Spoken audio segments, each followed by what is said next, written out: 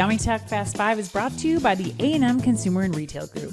The A&M Consumer and Retail Group is a management consulting firm that tackles the most complex challenges and advances its clients, people, and communities toward their maximum potential. CRG brings the experience, tools, and operator-like pragmatism to help retailers and consumer products companies be on the right side of disruption. And Miracle, the catalyst of commerce. Over 450 retailers are now opening new revenue streams with marketplaces, dropship, and retail media, and succeeding. With Miracle, you can unlock more products, more partners, and more profits without the heavy lifting. What's holding you back? Visit miracle.com to learn more. That's MIRAKL.com. And Symbi. Symbi powers the most retail banners in the world with today's only multimodal platform for in-store intelligence. See how Albertsons, BJ's, Spartan Nash, and Wakefern win with AI and automation at SymbiRobotics.com. And Infios. At Infios, they unite warehousing, transportation, and order management into a seamless, adaptable network. Infios helps you stay ahead from promise to delivery and every step in between. To learn more, visit Infios.com. And Clear Demand. Pricing shouldn't be guesswork. Clear Demand's AI-powered pricing, data, and optimization solutions help retailers stay competitive while protecting margins. Smarter pricing, stronger profits. Clear Demand makes it happen. Learn more at cleardemand.com/OmniTalk. And finally, Ocampo Capital.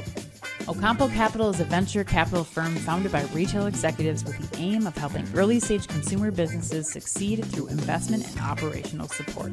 Learn more at ocampocapital.com.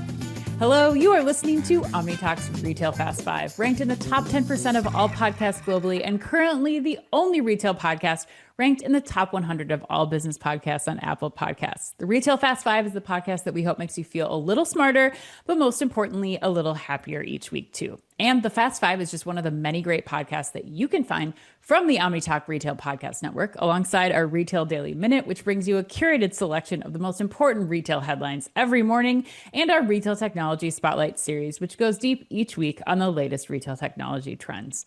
Today is June 18th, 2025. I'm one of your hosts, Ann Mazinga. And I think I'm still Chris Walton. And we're here once again to discuss all the top headlines from the past week, making waves in the world of omnichannel retailing.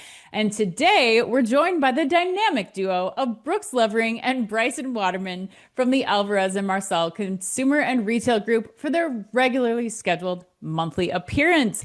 Welcome, you two. Are you excited to be on the show, kicking off your Wednesday morning with OmniTalk Retail? So excited to be here. Thank you for having us. It's going to be a great conversation. So really looking forward to it.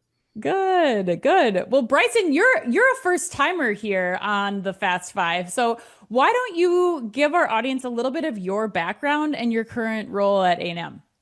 Yeah, I am. Long-time listener, first-time talker. So again, appreciate the invite. Looking forward to the discussion today too. So I've been with Alvarez and Marsal now for 3 years. I'm a senior director in our consumer and retail practice. Prior to that, spent an additional 11 years in consulting with another firm, all focused on consumer and retail.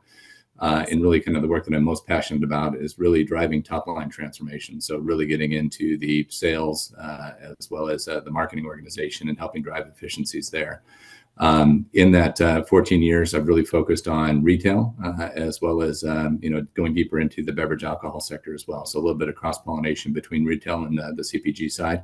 And then prior to that, spent 10 years in grocery retail, where I had responsibilities around category management, pricing, and revenue optimization. And fun fact too, Ann, we just learned before the show that Bryson's a fellow Arizonan, and he went to high school literally within like 5 miles of me right around the same time. So we have a lot in common. So I can't wait for this show. This is going to be great. Yeah, that's right. And yeah, we just learned about Sparky, the Sun Devil, last week. So we're getting, if there's any other Arizonan knowledge, Arizonan knowledge that we need to have dropped in this show, please feel free. And Bryson is a Sun Devil too, I believe, right? Are you not? Yes. That is correct. Go Devils. Yeah. All right. Yeah. No bear down comments today, please. No, God, no, never. Not on this show. Okay, Brooks, let's remind our audience, you've been on the show before, but give the audience a quick bit of your background and your role at A&M, please. Well, hey, thanks, Ann and Chris. My name is Brooks Levering. I'm a managing director at A&M CRG. And by the way, I'm just thrilled to be back with you today. I love your show. I call this the insider baseball of retail. So I'm We'll thrilled to take be it. invited back. And I'm delighted to be on with Bryson. Bryson's middle name is Grocery. I want you to know that. It's We've in his got some DNA, believe me. headlines.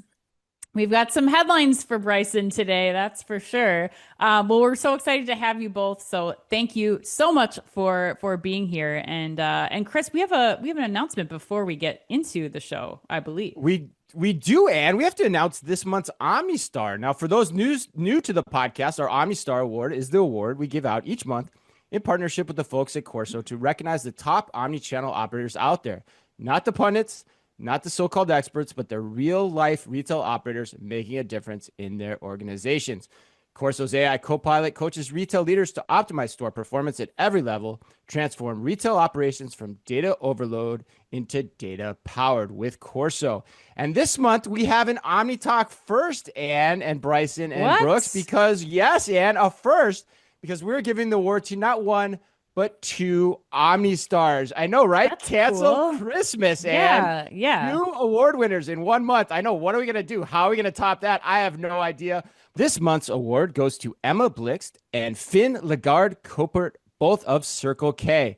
Emma is the Senior Specialist for Business Development and Projects Operational Excellence for Europe, and Finn is the Head of Operational Excellence also for Europe. Emma and Finn just rolled out Corso's intelligent store management solution in over 3,000 stores as part of a much wider project initiative at Circle K, which means Emma and Finn are the definition of an OmniStar because they are working hard to put store employees first and to give them the tools they need to succeed in this digital first world. So congrats to Emma and Finn. All right, Ann, let's get to the headlines. In this week's Fast Five, we've got news on Amazon restructuring its grocery leadership again, H&M betting on AI upgrades within its stores, Albertsons going all in on in-store digital displays, Costco building its first ever standalone gas station, and Lowe's VP of Marketplaces, Michael McCluskey, stops by for 5 insightful minutes to give us the 411 on why he and Lowe's think the time is right to build out their own marketplace. But we begin today with big news out of Walmart. Ann. Yes, that's right, you guys. Walmart decided to try something a little different with the launch of Nintendo Switch 2. According to Modern Retail, Walmart delivered every Nintendo Switch 2 console pre-ordered by customers by 9 a.m. local time, and some even arrived as early as 7 a.m. And customers did not have to pay for the extra express delivery. Additionally, to the surprise of shoppers, some of whom shared on social media, the retailer included Coca-Cola bottles and Pringles chips alongside the consoles for free as an extra wow factor. David Gugina, the EVP and Chief E-commerce Officer for Walmart US, said the company wanted to use the launch to bring awareness of how quickly the company can deliver food items alongside general merchandise. Brooks, we're going to you first on this one. I can't wait to hear what you have to say. With the unique approach to the Nintendo Switch 2 launch, has Walmart forever changed the merchandising game around hot new product releases? Well, and you had me at free snacks. So You if I and me could both, just, Brooks. yes, if I could Once you just get pop my, it, you can't stop it, right, Brooks? That's the whole no, what, tagline, right? well, you're exactly right about that. If I could just get my teenagers out of bed before 9 a.m. to pick up that package, somebody tell me that secret. Even This 7 might a.m., be, you said. yeah, Yeah. this might be motivation to get out of bed, a new gaming console. Maybe. We'll see. Something feels amazingly ingenious about what Walmart pulled off here. I'll be Yeah. eager to hear more about the results and the execution. This feels like a big win for Walmart, Nintendo, Coke and Pringles, I'll say, which were along for the ride. Yep. Hmm. There are people that like to wait in long lines for a launch. These people exist. I'm not Hmm. one of them. This is service with a smile. Nothing pairs better with gaming than Coke and Pringles. So, hey, kudos to Walmart for this vision. I Yet, absolutely love it. yet, how do you think, and were you surprised, Brooks, that Walmart was the one to kind of upend or to kind of change the merchandising game around, how they do these product drops? Well, I've loved Walmart's vision the last couple of years, the imagination. I love that creativity. I think this is the future. I Yeah. think it's a game Yeah. changer, as you said. Chris, how about you? You're one of the merchants of the group here. I mean, how much of an impact do you think this is going to have for even competitors in the space who are all trying to figure out how to launch these products in new and exciting ways? Yeah, it's a great question, and having been at live in the war rooms during these product launches back in my Target days, I think 100% yes. I think Brooks is right. This has changed the game forever, and the reason I say that is because retailers are creatures of habit. They don't do anything until they see somebody else do it and do it Yeah. successfully, and then they all follow suit, almost like lemmings to a point. And so that's what this is about. It's an approach. I mean, Brooks hit on a little bit. It's an approach that beats standing in line and getting to the store only to be disappointed to find out, that what you wanted to get is no longer available, or even to go into the store to pick up your pre-order. So, Yeah. and then you get the extra surprises of Coke and Pringles to boot. So, yes, my guess is the rest of the industry, and really the only players we're talking about in this space are Best Buy, Target. It used to be GameStop. I don't know how Yeah. much they're still in this game, but really that's who we're talking about. And I wouldn't be surprised if the next time this comes around, all of them are going to do something very, very similar. Yeah, especially with a category that is really one of the things that had been really driving people to stores. Like, it was so important for people to have these product drops. Bryson, what are your thoughts here? I mean, what do you think about how this is going to change? Like what Chris said, how maybe even Target or some other retailers, Best Buy, start to market these product drops? Yeah, no, I think it's the change is going to be meaningful and significant, and I think swift as well. I think just given the success that Walmart achieved in this drop, not only with the surprise and delight of their customers that participated, but also the word of mouth buzz that was generated through this, right? On platforms where you traditionally don't see Walmart indexing, right? The gaming platforms where these cohorts engage. So the word of mouth, the positivity you achieve through it, but then I think also too, then flipping over to the brand side, really that coveted access to those consumer insights and really that deep meaning, the ability to establish that deep meaningful connection one-on-one, where brands are struggling with competing with share of mind with their consumers, obviously reducing assortments in store, competing for offline purchases and elsewhere. So for Walmart to bridge that gap and not only identify a key cohort that is vitally important to Coca-Cola, Pringles, and other brands, and then be able to make that connection, I think is a huge win. And you're going to see much more excitement, and actually now brands starting to pull and push and setting that expectation. So I think it could be a little bit of the genie's out of the bottle, so be careful what you wish for, but I think you're going to see more brands now flooding for that direct one-to-one connect with their retail partners. 100%. Yeah, I think that's the brand play here is just brilliant, and I think this is definitely going to be one of those other touch points, like you're saying, Bryson. That where it's retail media, but then how do I intercept and get in there in front of our consumers at home, and how do I get in front of them in the store? And I think the number one thing that you just mentioned that got me thinking here is the swiftness of how this can happen. I think it's really important to call out who's speaking on Walmart's behalf in this article. It's David Gugina. It's not the brand rep. It's not the electronics buyer. It's really the supply chain team. And when you think about all the logistics that have to go into making this be executed as flawlessly as it was, to deliver in some cases by 7 a.m., like this involves coordination at a scale that Walmart clearly is ready to do. Are Best Buy and Target also equipped with their internal operations to handle an execution like this?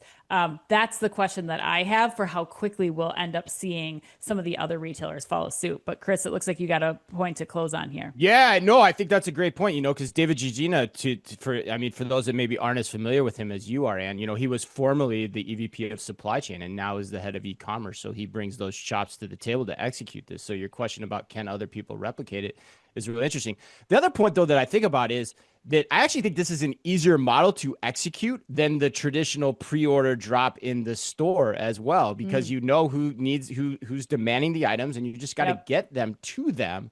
And then the last point I make is I also think this is very repeatable across other product categories. Like I think of fashion drops and things like that like our former employer loves to do as well. So like this is very, very easy to do and replicate across the industry, it doesn't have to stay within electronic shops. Bryson, close us out with the last word.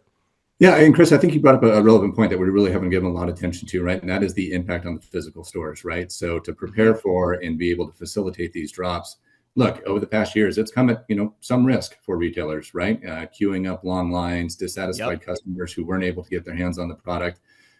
customers chomping at the bit and rushing through the store to be able to find that product.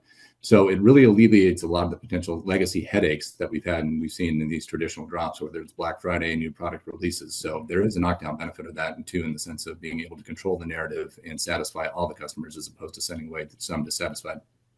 Yeah, great point. And not even just the stores, online too, because you can actually overfulfill your demand online and then have to issue a lot of apology notices on the back end of that, as well, as I've been a part of in the past as well. So yes, so there's a lot of operational wins here too. All right, headline number 2, Amazon has restructured its grocery leadership. According to Grocery Dive, Amazon has named a restructured leadership team for its worldwide grocery division that includes top executives from Whole Foods Market. The latest moves are part of an initiative Amazon is calling, quote, One Grocery. Wow. And marked the first major realignment under Jason Bickel, who became head of Amazon's grocery division earlier this year after serving as CEO of Whole Foods since 2022. One Grocery is just so creative, don't you think, Ann? In addition, Whole Foods Market's corporate employees will migrate to the same system as Amazon employees for benefits, compensation structure, and other aspects of their jobs, an Amazon spokesperson confirmed to Grocery Dive.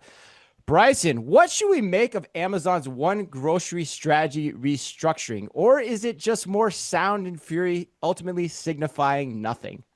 No, it's a great question. And so I don't think it's the latter. I think, they're... Don't? Okay, interesting. I don't think it's the latter. And I think, quite honestly, it's long overdue, right? I mean, the acquisition of Whole Foods was back in 2017. Now fast forward to 2025. So for, Amazon to be able to, effectively break down the silos that have existed between Whole Foods, Amazon Fresh, and Amazon Go, I think the benefits are going to be exponential with respect to, bringing together both the physical as well as the digital insights for consumer trends, being able to cross-pollinate ideas amongst the different retail banners, and then leveraging and really bridging that gap from a true omni-channel standpoint in grocery. So I do think that there are long-term benefits, or there are immediate benefits as well as long-term benefits that they're going to unlock through this. I think, it does send a long-term signal to the internal employees as well, giving them greater access to assets that maybe weren't available to them in the past, unifying on one platform, simplifying processes. So I think the efficiencies, the insights, as well as the reach are really going to be what set this move apart and really set Amazon up for long-term success under the One Grocery platform.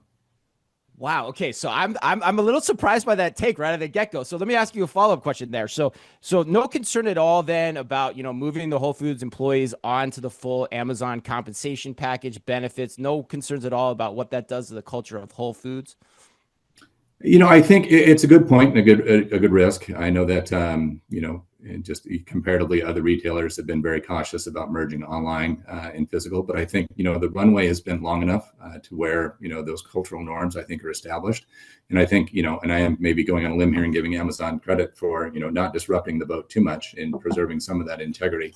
But I think the, benefits of being able to, break down the redundancies, drive efficiencies, I think is only going to result in, improving the employee dynamic and dynamic amongst the members at Whole Foods and the like. So I do think there's upside in it. I think, you do bring up a point about maintaining the delicate balance of the culture.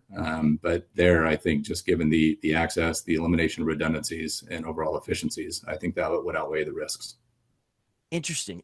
I'm not sure I'm buying into the argument of reducing efficiencies is what Whole Foods needs to continue to be great, but I'll save that for I want to hear what Brooks has to say. Brooks, do you agree with your colleague here, or are you going to take a different slant? Well, look, I'm going to go on record as never disagreeing with Bryson on the topic of grocery. I know, right? That's why I feel like Danger Will Robinson already, but let's go. So I'm going to take the proverbial wait and see on this one. I mean, it's hard to believe it's been 8 years since the acquisition, and I think all of us expected this to be a major industry disruptor. But I think we're just still waiting for that, right? I mean, grocery is what, $1 trillion market in the U.S. Amazon has 3, 4, 5% share. I mean, I think a lot of us were expecting more, and maybe this is the answer. I'm not sure. Right. Okay. So you're taking a little more cautious approach. Okay. Anne, what do you think here? I mean, I think that it makes total sense if I'm Bryson and I'm coming in and I'm looking at how do I streamline operations? How do I continue to make Amazon's grocery success possible? Like all of the things that Bryson just said have to happen. I do, Yeah, however, right. I agree with that. Yeah. think that just based on what we heard time and time again last week, Chris, from the grocery retailers that we talked to at Consumer Goods Forum last week, they were all talking about having this sense of purpose in their roles, of the corporation being not only about making sure that people get food, but feeding the world with the most affordable and healthiest food possible. And what worries me is the line in this press release of and other aspects of their job. Like, I think from that's the part for me that I do think is going to really impact how successful this is in terms of the current workforce and the current culture and the current consumer expectations of the whole food customer. Because I think if you go too far into automating and Amazoning a grocery store like Whole Foods, I don't know that you still have that edge that that Whole Foods has had in the market. So yeah, I that's where I'm at that point too. And like I saw, from the people we've talked to that have worked at Amazon, like the vision I have of working there is like their systems are like, there's like clocks everywhere that that are watching you and counting like down like how Severance. quickly you respond to emails and how quickly you get your job done and all that kind of stuff. And if I'm a Whole Foods like lifer, I'm like, forget that. I don't want that. And so like, I don't know how that, makes that stifles my creativity somewhat, which is what Whole Foods was so good at. But I mean, to go on my point now, I think, to me, I think it's the move you expect. 100%, I agree with that. I don't know what else you do, honestly. Yeah. But I think going back to the question, I think it actually does signify nothing in the long run. And I'll go even farther to say that in 10 years, I think Whole Foods is going to be a shell of its former self and be relegated to the dustbin of nostalgia if this plays out the way I think things are going to play out. Because, like, look, Tony Hoggett's gone. Claire Peters is now gone, which I didn't realize until this announcement came out. Both are seasoned grocery executives, and they're gone after countless other executives in Amazon grocery have gone before them. And so now you're putting Whole Foods on the Amazon incentive structure. I just don't think that bodes well. But the biggest tell for me in this is, what does Amazon have to go on strategically here? And the biggest tell for me is like, there's this weird metric that they're quoting about the Amazon Fresh remodels where they're saying like, that the average monthly store spend of a consumer has increased 20%. I've never heard that statistic before. Like, shouldn't that just be like the average store is up 20%? Like, what are you telling me with that statistic? Like, I don't get it. So like, it seems like they're reaching as well for this. And so I just don't know strategically why does Amazon have a right to win in grocery at this point compared to the competition? I just don't understand that, but I don't know. I'll give do any of you guys want the last word to retort on that? Sure, I'll take that one. So, I think why do they have the right to win? And I think it really is. I think this is probably one of the best use cases for, the divergence of the physical and the digital, right? And I think Amazon's been reserved in that approach, right? But we're starting to see it. We're starting to see the digital encroach on Whole Foods, right? If, the last time that I placed an order on Amazon, I'm loaded to a, anything else window where it prompts me to fulfill, traditional food staples, right? Perishables, arguably coming from Whole Foods. When you're facilitating returns for Amazon, you have the convenience of dropping into Whole Foods for that. So I think what's going to set them apart is really that 360-degree access to insights. So I think, you bring up a point. It is incredibly imperative to protect the core and understand the core consumers. But I think the robust insights and analytics that can be brought in from the digital, as well as the other banners that Amazon operates, does bring meaningful insights into the consumers. So provided they're to the Whole Foods consumer. So provided they are able to preserve, what's made them successful to date, but also augment that with those additional opportunities to spot, identify, and react to trends in a much more meaningful and faster manner, presents a value proposition for the Whole Foods consumer. Okay. Well, I think we'll agree to disagree on this one. We'll see where we go with the rest of the show. All right, let's move on to headline number 3. H&M is betting on AI to upgrade stores and to face off against online rivals. According to the Wall Street Journal, H&M is betting on upgrading a slimmed-down store network to regain ground lost to rivals that sell purely online, and hopes that artificial intelligence will smooth out the integration of its digital operations with its physical footprint. H&M's share of the global apparel market declined to 1.1% last year from 1.2% in 2019 before the pandemic, according to global data. Zara's market share grew to 1.3% from 1% during the same time period. But Shein expanded rapidly to leapfrog the European fast fashion giants with a market share of 1.5% in 2024, up from 0.1% 5 years before. H&M has been applying predictive AI for several years and is exploring the use of generative AI and AI agents. It tracks consumer data around fashion trends, style preferences, and sizes to learn which products sell best in different markets and transfers data to stores with the aim of delivering better consumer experience, it said. The company also relies on AI for supply chain management, pricing, and marketing, among other tasks. Brooks, we're going to you first here. Will the focus on AI and better store operations be enough for H&M to stave off the threat of Shein and Temu?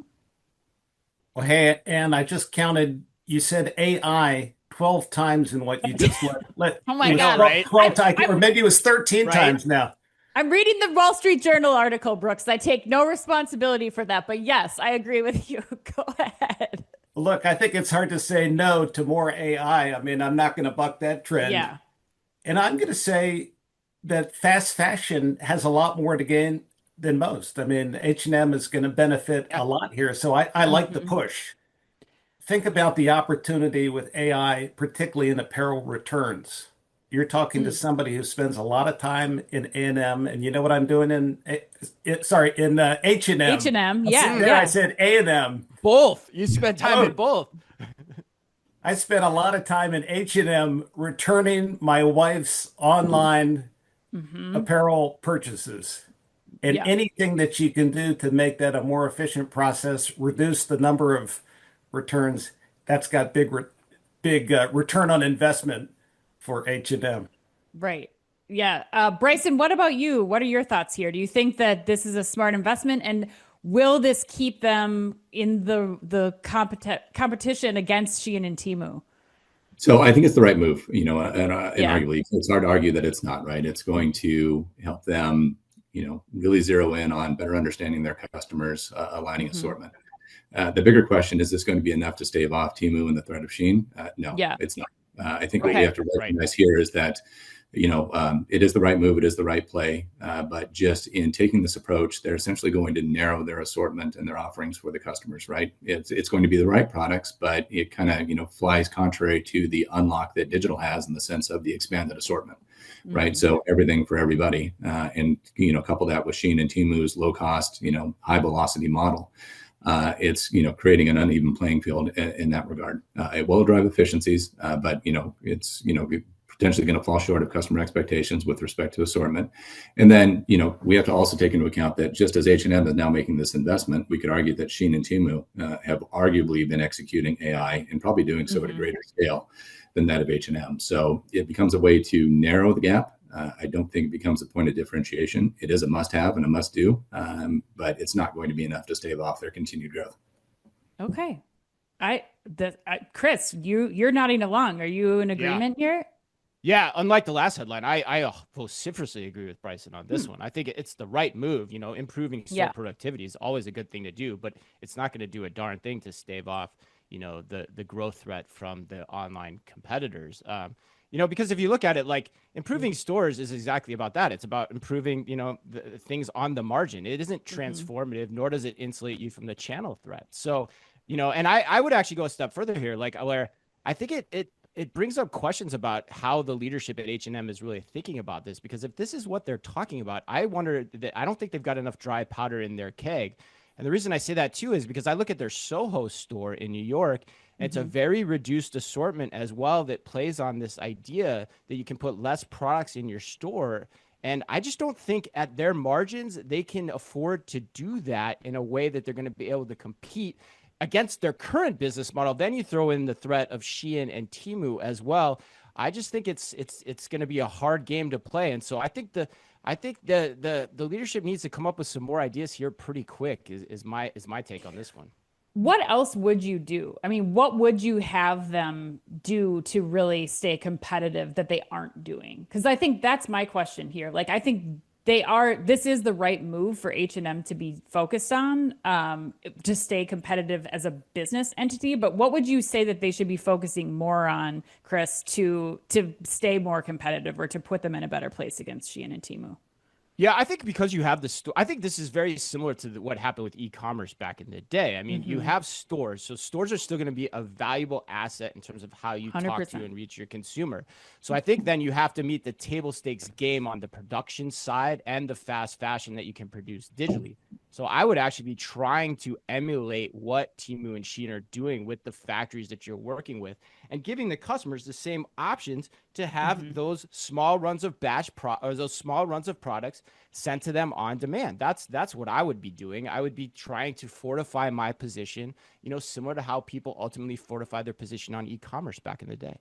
Yeah, I think there's a couple things that we have to take into account here. I think the Soho store, the H&M store is a lab store for H&M. I don't think that, Right. they tested Fair point. They haven't technology said in they're that rolling store that out yet. that they've already rolled out, like the RFID programming and that kind of thing. Like they've already rolled that out to other stores. They're not consolidating. I think that was more for a lab perspective to like test on a smaller batch of product. But I think something that's really important to hit on is that, and Chris, you mentioned this, like 85% of shopping is still conducted in stores. H&M, I think, is smartly investing here in making sure over all else that if I do want fast fashion, I can get it that same day, and that they know they're investing in things like generative AI and agentic AI so that they can quickly provide that information to me as a consumer. So if I need a tank top, I don't have to wait 2 weeks for it to come from Shein and Temu. I know I can go to my local store within 5 miles. They have sizes small, extra small, and medium, and I can choose from any of them. Like that's what I think is really important about what H&M is doing here. And I think they deserve a little bit of credit for being like that place that confidently knows that where their products are, where their stock is, what's trending, and how they can put that at the forefront of their stores to still operate that model efficiently. I do think that there is probably some programming that needs to happen, though, to your point, Chris, where they can stand to compete for some other items that will take a little bit longer to get to consumers. But as long as this de minimis exception is removed, like, and the products cost the same, and they're still taking 2 weeks to come from Shein or Temu, I think that this is a really smart play from H&M. But I'll give you the last word, Chris. Go for it. Oh no, I don't think so. I mean, I think I agree with everything you said. I just think it feels like it's more of a stop the bleed approach, and I think even the volume numbers that you're quoting in the stores, and maybe Bryson and Brooks know this better than me. I have a feeling fast fashion's bleed or impact on store volume is greater than, say, the online impact of, say, grocery or a comparative business too. But yeah, that's just my take. I think I think you're dead right. It's something they have to do. But like the basic tea that I need right today, they're always going to keep that business. It's all the other businesses that are getting siphoned off, or all the other customer interactions that are getting siphoned off over time based on the exponential growth of this. And it's not just US and de minimis either, as we learned it at Shop Talk Europe. I mean, this thing is big in Europe too. Yeah. Let's bring Michael from Lowe's onto today's show.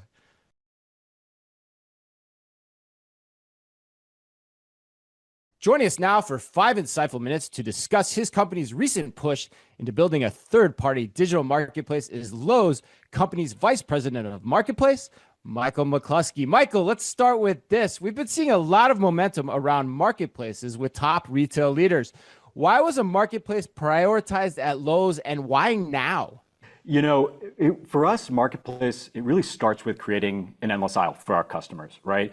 The unique thing about the Lowe's customer, and I think what is going to continue to differentiate us quite a bit as we expand, our digital experience for customers with Marketplace, is that our customers are coming to us not just to search for a product, but they're coming with a project in mind or a problem that they have to solve for their home, right? And so we've been on a journey the past several years to really expand our digital experience at Lowe's, and Marketplace just felt like the natural next step for us, right? We talk a lot here about the e-commerce journey starts with having the right assortment for customers. And we knew that really in order to, fulfill that need for customers and be there for customers, the best way to do that and to rapidly accelerate and expand the assortment that customers are looking for these days was to do so via a marketplace. So we've just recently launched, and we're really excited about what we're seeing so far, the traction from customers as well as our sellers. Well, Michael, you mentioned endless aisle, but what would you say are some of the other goals of the Lowe's Marketplace initiative? Our goal at Lowe's is to be the most customer-centric omni-channel retailer out there, right? And so when you look into the home space, you're looking at total addressable market in the US is roughly $1 trillion, and it's highly fragmented. So you think about all of the opportunity that's out there from an assortment perspective, right? Our goal starts with the customer, as I said, right? It's really making sure that we continue to deliver on a frictionless customer experience.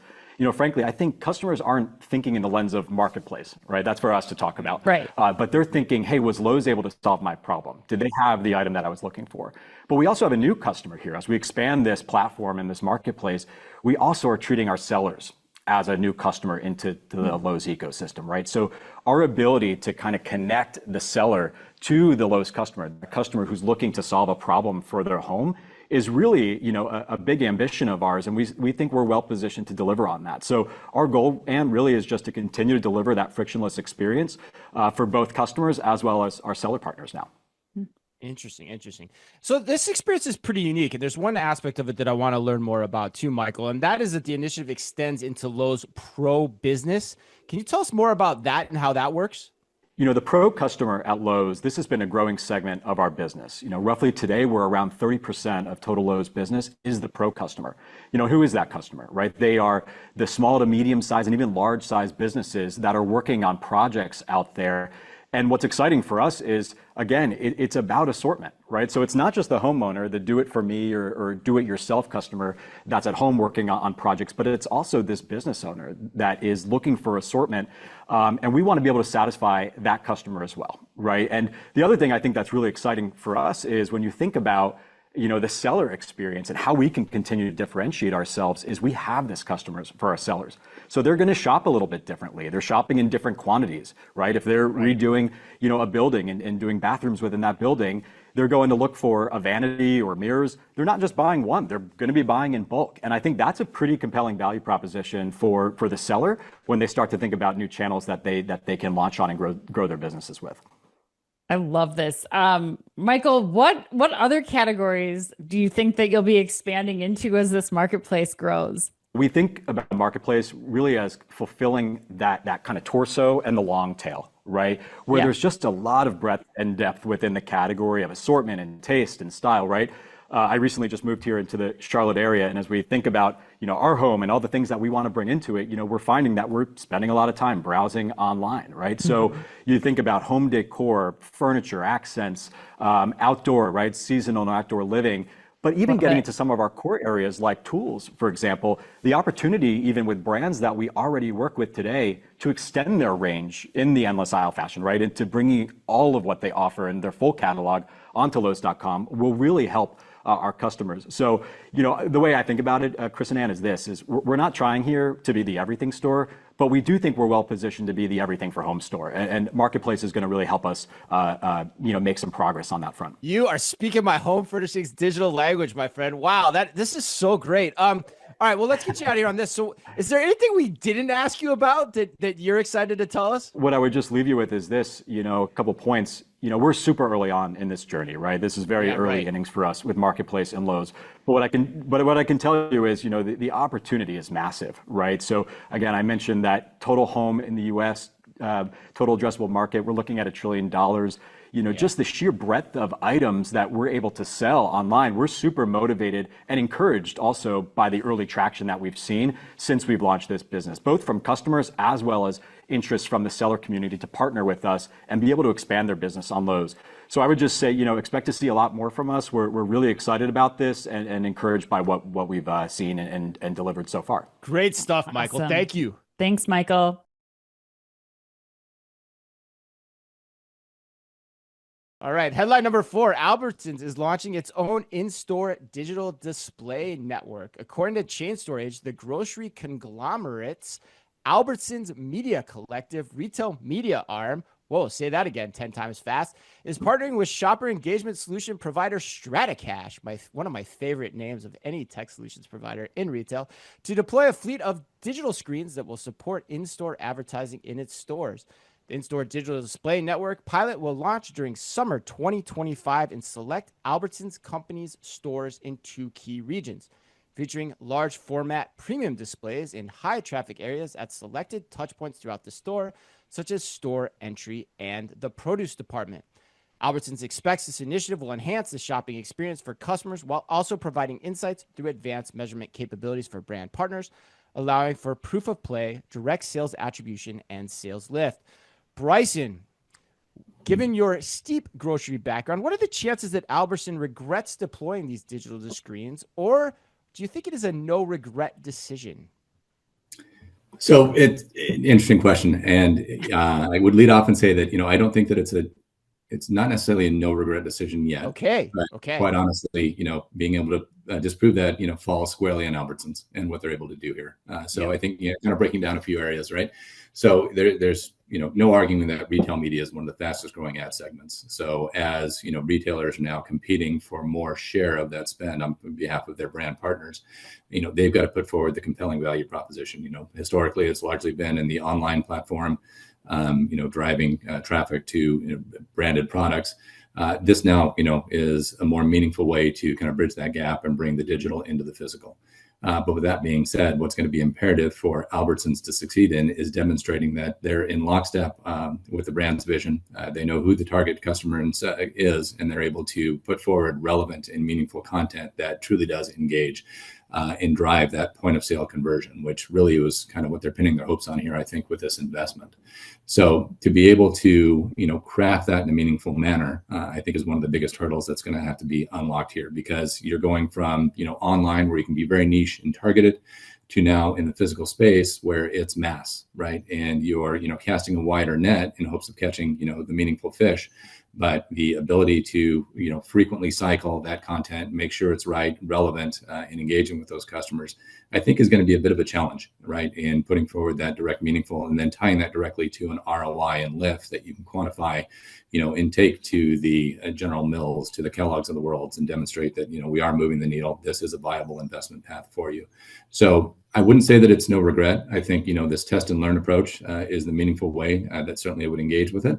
I do see that there's upside, but I do see a lot of operational risk and get rights that are critical in the early stages in terms of upper funnel identification, and then being able to translate that into the meaningful points of engagement with the customers. Right. In addition to the capital costs and the execution of this at the store level too. Let me ask you a follow-up question then, because it seems like the grocery industry, if we step back 30,000 foot level, like it seems like the grocery industry in total is moving in this direction. Do you think that's, and in fairness to Albertsons, they also talked about increasing their in-store audio play too. Like if you were a grocery executive, would you be advising them to go and invest in digital screens to the degree that they're talking about it? Or would you actually advise them to take what seem like easier to execute approaches via like things like in-store audio instead? How do you think about that, Bryson? Yeah, I think, to answer that, I think you have to think that kind of how dynamic can you be with these screens, right? And what can you do? I think, just comparing it to the audio, it's, I'm probably not, a sample size of one here, but, my objective as a shopper, not, somebody in the industry as a shopper, is really to get in and get out as fast as I can. So tune out kind of that ancillary noise around. So, I would question how much of that messaging is really resonating and captured with the customer.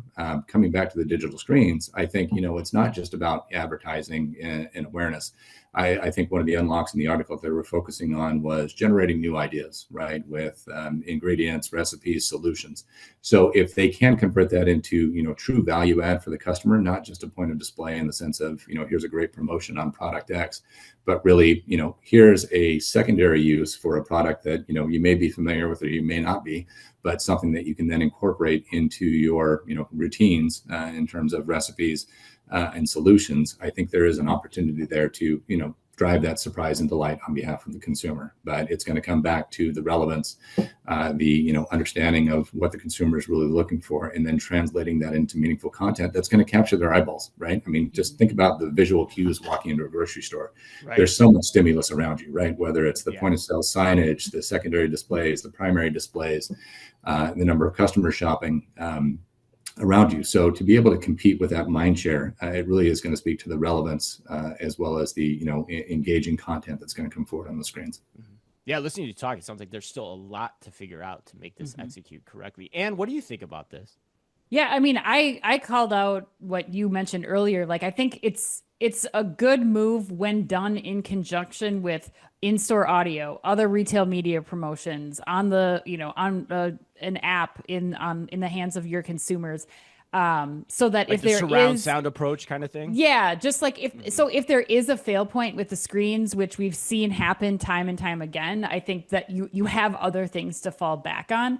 But I guess this is where I think about things and companies that we've talked to recently, Chris, where like e-ink or like some other things that are not as dependent on like a digital screen could have similar impact, but with less concern about having a fail point, because there's just no denying it. A dark screen is bad. It's a bad experience for the consumer. It's great when they work, but when they don't or something doesn't get programmed correctly, I think it actually has a more impactful poor experience than it does a good one when they're working. So Yeah, I agree with you. I mean, I'm kind of like, I mean, you always give me grief when I ask you to put, bets on things. I'm like 50-50 on this. Like that, yeah. I think, there's a equally likely chance that Albertsons could be looking back on this years from now and being like, man, we just went too fast on this, or we thought it was something and it wasn't. Because to your point, you need two things to happen for this idea to ultimately work.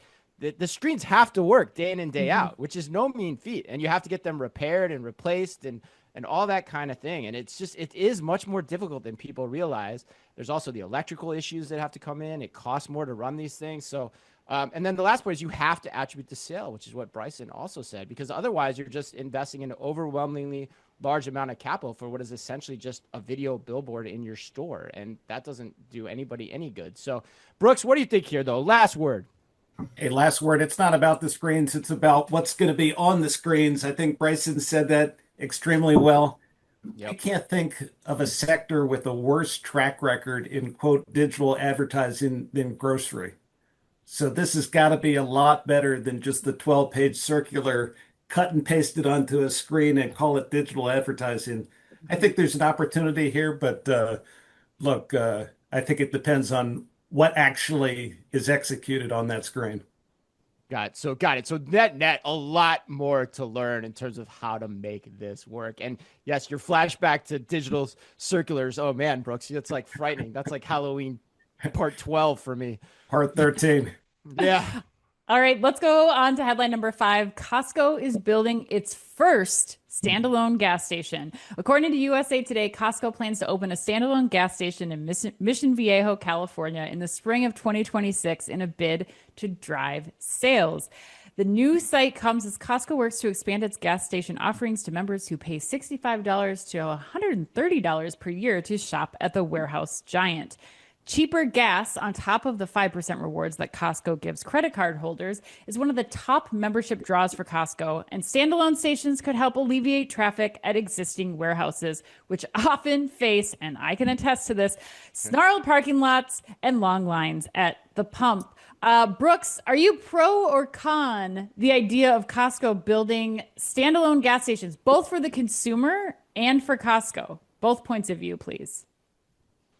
Oh, this feels like the biggest no-brainer today. I mean, I'm a big fan of Really? Costco. Yeah, this is a big no-brainer. I mean, look, add more hours, extend the hours, expand the footprint that you have. But look, I think the next step here has to be standalone stations. These are so popular. To me, it's just a matter of simple economics. This is supply and demand. This is economics 101. You've got all kinds of demand given the member pricing, the benefits that you described, Ann, but just not nearly enough supply. I mean, I can't think of a more loyal customer base for gas than what Costco has built. Love the idea. I also love the $1.50 hot dogs too. So don't give that up. We might have a lightning round question that you're going to have to answer too, Brooks. Bryson, what about you? No, so I agree. I think this really does fall in the no regret, and I think it is a smart play. I think the one element that I would add to it, and I think there's two kind of points of consideration here, is one, kind of the role of the fuel centers, right? I think it is one that does drive traffic into the warehouse. So they're going to have to compete with that in the sense of knowing that customers in this aspect are just coming in for the fuel. We're not going to get the added benefit of the high margin basket items as they're going through the warehouse. But conversely, I think too, understanding the dynamics of the Costco shopper, they really engage with the warehouses 1.6 to 2 times in a given month. So this now presents an opportunity to increase that traffic and engagement with the customers, improving and enhancing Costco's top of mind mentality with those consumers. So the frequency of engagement with the customer, I think, is also an incremental benefit that's going to be important for the members. Absolutely, Bryson. I mean, you think about just how many more people are more inclined to get a membership when gas, which is for most people is even a weekly type thing that they need to do to be able to get these savings, and then to have that in addition to, their Costco club experience. I think especially when you look at Sam's Club and Walmart, who are also making a play in fuel here too, and they're going to start having more of their independent stations. You have to, as Costco, I think, be going up against them and being prepared, especially with a fuel strategy. But Chris, close us out. What are your thoughts here? Yeah, I mean, my thought, I 100% agree with everyone. I think my thoughts are, I wish I had Costco's problems, at the end of the day. Because I think when you layer this in, like Brooke said, with also the extending hours for their for their executive members. I mean, yeah, this is also an operational idea. It goes back to my first year at business school with the technology and operations management class. You want to smooth out your traffic flow, and so that's why we're doing this. This isn't the standard playbook from a retailer to build a standalone site that keeps people out of the store, but what it does is it gets back to the subscription of why do people want to come to Costco. And the one thing they want is gas discounts. But the one thing they also don't want, which is a reason not to buy the Costco membership, is when they not being able to find a parking space when you go there, and being just burdened by how many people are there. So yeah, I think net it's a great idea. All right, you guys, let's go to the lightning round. We're going to continue a Costco conversation. Bryson, this first one's going to you, but Brooks, will let you answer it too because of your love of Costco, the hot dogs, and all of the above. Bryson, Costco is in the news a lot this week. What's your favorite Costco product, and is it worth getting inside Costco an extra hour early to procure it? Yeah, no, absolutely. Great question. So, and an exciting one too. So, first off, caveat that with, I have 4 children under the age of 14. So I am in Costco a lot, right? And buying quite a bit. If I had to break it down though, what's my absolute favorite item to buy there? I really go for the brisket. I've really, kind of got into smoking meats over the past number of years, and really trying to hone that as a skill. Love all things Texas when it comes to barbecue, and in trying to emulate that as best I can in Arizona, albeit, it's still a struggle and still learning. But that is probably, my favorite item when I go shop there, amongst, a multitude of others. The shift to offering, 1 hour earlier shopping convenience, for the business members, is that a value proposition that I would go in to buy that product early enough? No, but it is compelling enough for me to avoid the congestion in the lines. Given the affinity I have for Costco and the frequency I'm there, I kind of have an endearing term for Costco. I call it Zombie Land. You get in there in the high peak areas, you got everybody just meandering around with their carts, trying all the samples. If you just want to get in and get out, it becomes a bit of a challenge. So the ability to kind of avoid that congestion would be compelling enough for me. All right, Brooks, is the hot dog your favorite product, or do you have another product that you'd buy? Hey, my family still goes to Costco just for lunch. We don't even go back. Well, maybe lunch and the produce. Well, maybe lunch, produce, and the gas. Those 3 things. All right. Nice. The interesting subtle theme of this too is, makes me wonder if Costco's getting severe customer survey feedback or data that the parking lots are too congested, and it's hampering them. It's potentially a real tell here. All right, question 2 to Bryson. GM unveiled the quickest Corvette ever with its ZR1X hypercar, which goes from 0 to 60 miles per hour in less than 2 seconds earlier this week. Where does the Corvette rank for you in the pantheon of great automobiles? So Brooks, I think you were the one passionate about this, actually, given your affinity for automobiles. So I'll let you take that one. Hey, for me, nothing beats the 1982 Pontiac Firebird Trans Am from Knight Rider. Does anybody remember that? Of course. Pontiac Firebird. That's or maybe it. even my first car, which was a 1978 baby blue Ford Fairmont station wagon. Oh my God. That had a aftermarket JVC cassette deck. Oh my gosh. Oh my God. I think I'd skip that one, but I take the Corvette Stingray every day of the week and twice on Sundays. Go ahead, Bryson. So Brooks, fun fact that I don't think we've talked about, but my cousin's husband was involved with the reboot of Knight Rider in the lead, and they shift to Ford, the Mustang in that regard. So what are your thoughts there?